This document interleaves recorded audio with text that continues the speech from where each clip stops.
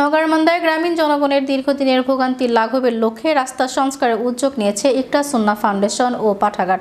বৃহস্পতিবার সকালে ফাউন্ডেশনের উদ্যোগে নুরুল্লাবাদ থেকে মিঠাপুর পর্যন্ত প্রায় 14 কিলোমিটার দীর্ঘ সড়ক সংস্কারের কাজ হাতে নিয়েছে প্রতিষ্ঠানটি।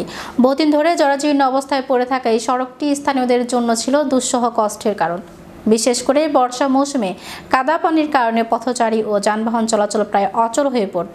স্থানীয় বাসিন্দারা এই উদ্যোগকে স্বাগত জানিয়ে বলেন, বহু বছর পর রাস্তা সংস্কারের কাজে হাত পড়ায় তারা অত্যন্ত খুশি। তাদের প্রত্যাশায় এই উদ্যোগ শেষ হলে এলাকার চিত্র পাল্টে যাবে।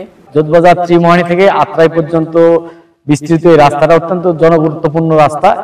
আমাদের ইকরাস সুন্নাহ ফাউন্ডেশনের যিনি পরিচালক আব্দুল মতিন সাহেব, ওনার দৃষ্টিতে আসেন।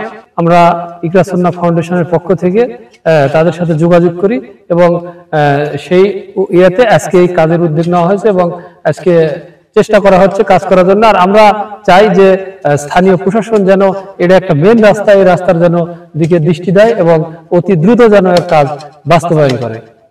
তাই আজকে ধারাবাহিকতায় আজকে এখানে আমরা এই ইকরাস সুন্নাহ ফাউন্ডেশনের আব্দুল মতিন সাহেবের নেতৃত্বে আজকে এই রাস্তা সংস্কার কাজ চলছে।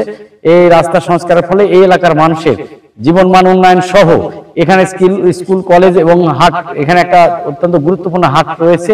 এই হাটের উন্নয়নমূলক এবং সংস্কারমূলক কাজের ক্ষেত্রে অত্যন্ত গুরুত্বপূর্ণ ভূমিকা পালন করবে। 2013 সাল থেকে এই দুর্ভোগের ভিতরে আমরা এমন ভাবে গাড়ি চলাচল করা লাগে, যখন রাস্তাতে একটু কাদো হয় সেই সময় আমার 10 থেকে 12-14 দিন গাড়ি বের করা যায় না।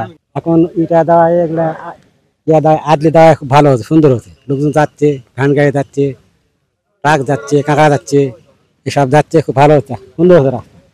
এই যে ইকরাস সুন্নাহ ফাউন্ডেশনের উদ্যোগে যে আজকে যে কাজ হচ্ছে, প্রবাসী ভাই আমার আব্দুল মতিন ভাই, তাকে আমরা ধন্যবাদ জানাচ্ছি।